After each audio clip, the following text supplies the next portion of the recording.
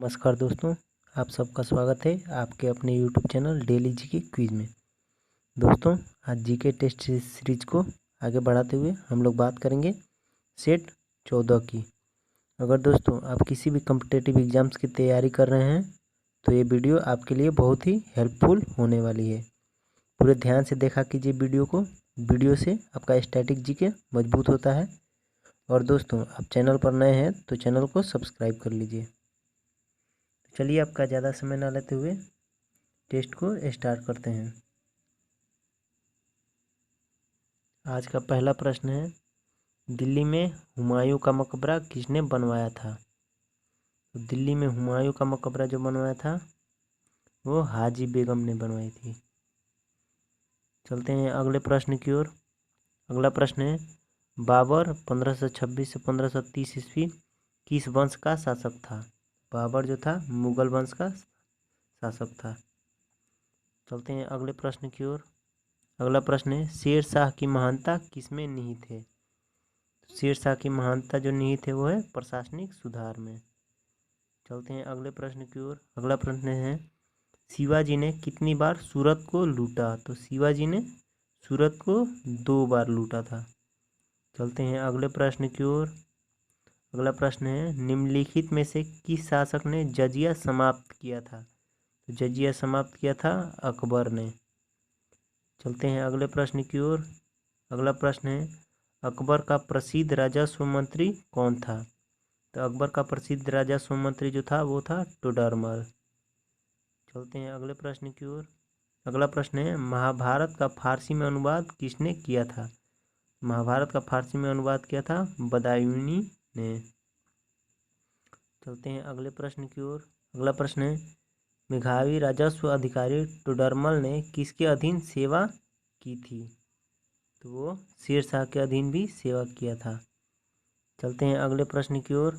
अगला प्रश्न है, निम्नलिखित में से कौन पेशावर सदन का संस्थापक था? पेशावर सदन का जो संस्थापक था वो था बालाजी विश्वनाथ।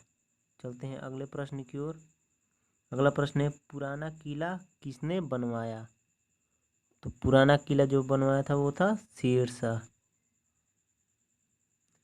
चलते हैं अगले प्रश्न की ओर।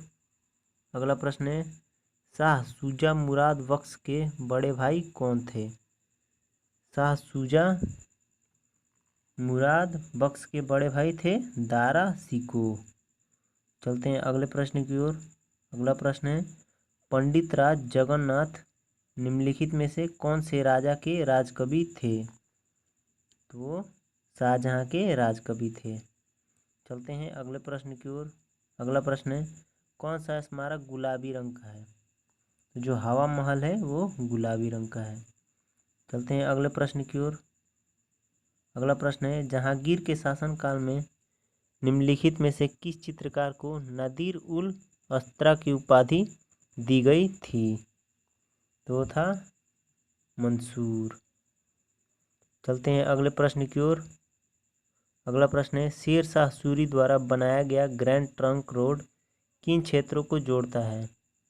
वो जोड़ता है लाहौर और पूर्व बंगाल को। चलते हैं अगले प्रश्न की ओर।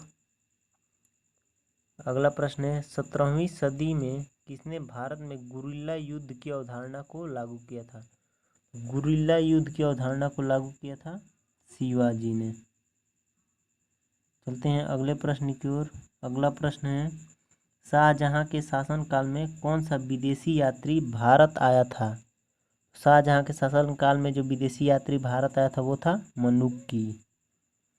चलते हैं अगले प्रश्न की ओर। अगला प्रश्न है, कौन सा स्मारक पत्थरों का स्वप्न के रूप में जाना जाता है?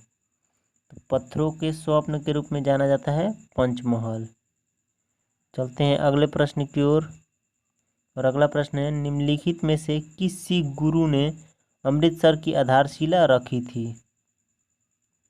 तो अमृतसर की जो आधारशिला रखी थी वो थे गुरु रामदास।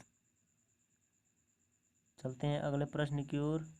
अगला प्रश्न है, अबुल फजल किस सूफी संत के पुत्र थे? तो अबुल फजल जो थे वो शेख मुबारक के पुत्र थे। चलते हैं अगले प्रश्न की ओर। अगला प्रश्न है, अकबर का मकबरा निम्नलिखित जैसे किस स्थान पर स्थित है? तो अकबर का जो मकबरा है वो सिकंदरा में है। चलते हैं अगले प्रश्न की ओर। अगला प्रश्न है सुंदरवन के जंगल को क्या कहा जाता है? सुंदरवन के जंगल को मैंग्रोव कहा जाता है। चलते हैं अगले प्रश्न की ओर। अगला प्रश्न है भारत सरकार ने पहली राष्ट्रीय वन नीति कब जारी की थी? भारत सरकार ने पहली राष्ट्रीय वन नीति जारी की थी 1952 ईस्वी में। चलते हैं अगले प्रश्न की ओर। अगला प्रश्न है भारत के निम्नलिखित क्षेत्रों में से कौन सा चीड़ के वनों से संबंध है? तो चीड़ के वन जहाँ मिलते हैं वो है उत्तराखंड। चलते हैं अगले प्रश्न की ओर। अगला प्रश्न है नीलगिरी पहाड़ियों में पेड़ की सामान्य जाति है? नीलगिरी पहाड़ियों में जो पेड़ की सामान्य जाति मिलती है वो है यूकेलिप्टस। चलते हैं अगले प्रश्न की ओर। अगला प्रश्न है वन महोत्सव किससे संबंधित है? वन महोत्सव जो संबंधित है वो है पौधों का संरक्षण से। चलते हैं अगले प्रश्न की ओर। अगला प्रश्न है भारत में उष्णकटिबंधीय सदाबहार वन कहाँ पाए जाते हैं? तो उष्णकटिबंधीय सदाबहार वन पाए जाते हैं केरल में। चलते हैं अगले प्रश्न की ओर। अगला प्रश्न है भारत का केंद्रीय औषध अनुसंधान संस्थान कहाँ स्थित है? भारत का केंद्रीय औषध अनुसंधान संस्थान है लखनऊ में। चलते हैं अगले प्रश्न की ओर। अगला प्रश्न है वन रोपण प्रक्रिया है?